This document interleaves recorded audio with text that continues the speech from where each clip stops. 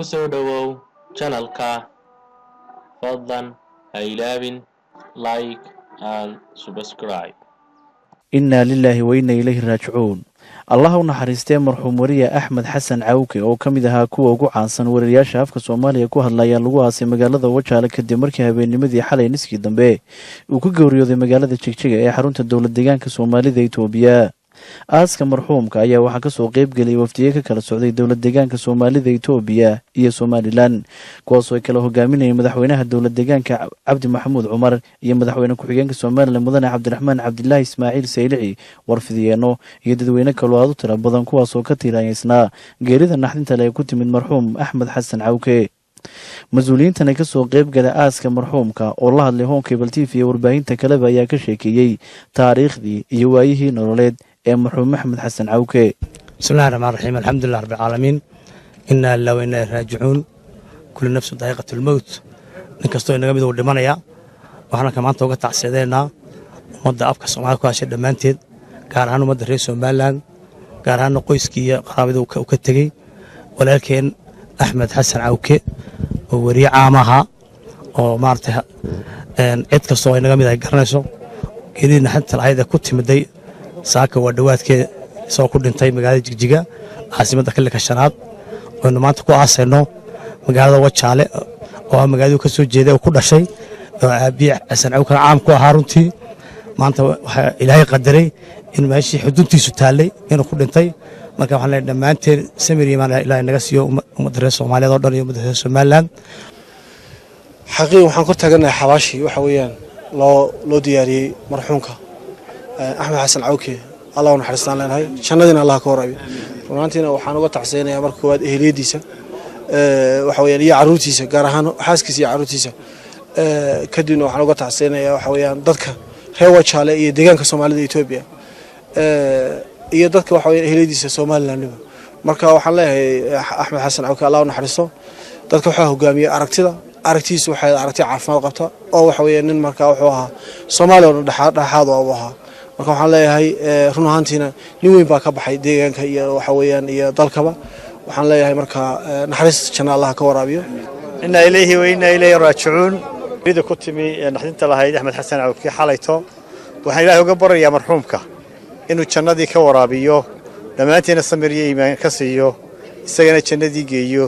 inna ilayhi wa inna ilayhi raajicuun. inna lillahi wa inna ilayhi raajicuun. inna lillahi wa inna ilayhi raajicuun. axmed xasan cawke horaantii hore toddobaatanaadkii ayuu ku soo biiray saxaafadda. waxa uu ka mid noqday muddo yaroo dhowr sannadooda gudahood.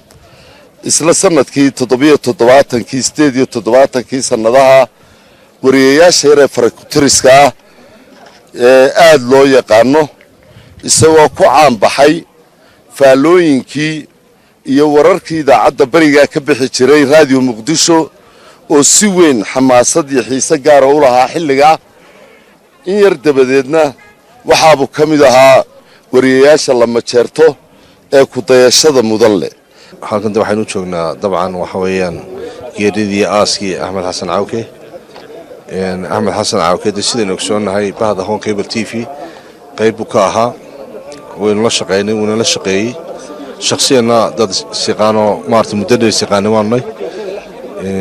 ninkaasi waxaan intan ku aqaanay waxa weeyaan shakhsi afgaaban, shakhsi shaqadiisa ku wanaagsan, artist aad ugu wanaagsan oo dadka u raaxeeyu ahaa. nin shaqadiisa enjoy gareeyo oo si fiican uga soo baxo ahaa. intii inala joogeen runtii waxay ahayd waxaynu la qaadanay dhammaanteenba waqti wanaagsan. waxaanu ilaahay uga baryanaa axmed xasan cawke inuu ilaahay janno firdowsa ka waraabiyo. waxaana ka muuqataa runtii yani shakhsigaasi muuminnimadiisa, wanaaggiisa, dee ummaddan dhinac walba leh ee isku timid halkan. ilaahay waxaanu uga baryanaa dhammaanteenba in ninkaasi ilaahay dhammaanteenba ummadda somalilan, ummadda soomaaliyeed samir iyo iimaan ka siiyo. inna lillahi wa inna ilayhi raajicuun. ilaahay samir iyo iimaan naga siiyo. axmed xasan cawke oo wariye weyn oo ruuga cadaaya oo khibrad leh oo muddo dheer soo shaqaynaya. oonu muddadii aan wada shaqaynaynay aana shaqada aan gacanta ku hayay maamulka oo isaguna ka mid ahaa warfidiyaanada telefishinka home cable t v. uu ahaa dadka ugu ixtiraam badan ugu wanaagsan xaruuriya oo ilaahay inuu naxariisto oo qabriga u nuuriyo oo jannatul firdaws ka waraabiyo aan uga rajaynayno ilaahay naxariis janna ka waraabiyo Axmed Xasan Cawke sidaa uu Cabdullaahi sheegay in badan aniga waxaan wada shaqeynay sanad bii iga horeeyay Radio Muqdisho 1973 ayuu ku soo biiray idaacadda Radio Muqdisho wuxuu ku dhashay magaaladan aynu imika joogno ee halka lagu aasayo Wajaale elementary buu ka baxay dabeedna Cadaadli ayuu galay intermediate-kii secondary-gii wuxuu ahaa Amuud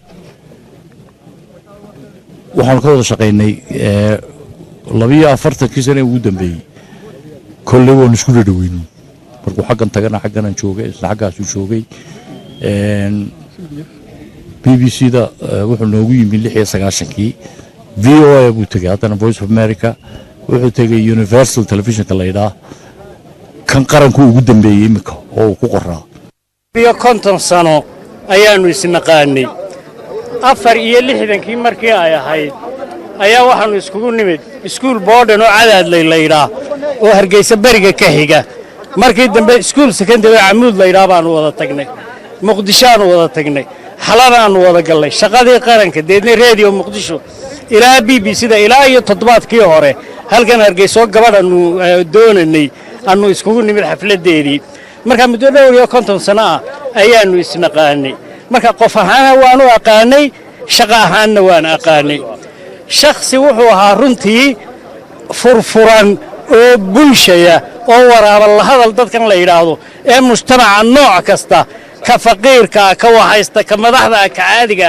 intaba la wada macaamili kara oo dad dhexgal badan ayuu ahaa waligay Cawke oo cadhoonaya ma arag runtii ninkaas oo xanaaqsan waanu muslaxna waligay ma arag inna lillahi wa inna ilayhi raaji'uun Axmed Xasan Cawke wariye qaaliya buu ahaa saaxiib qaaliya buu ahaa walaal qaaliyo aniga igu ahaa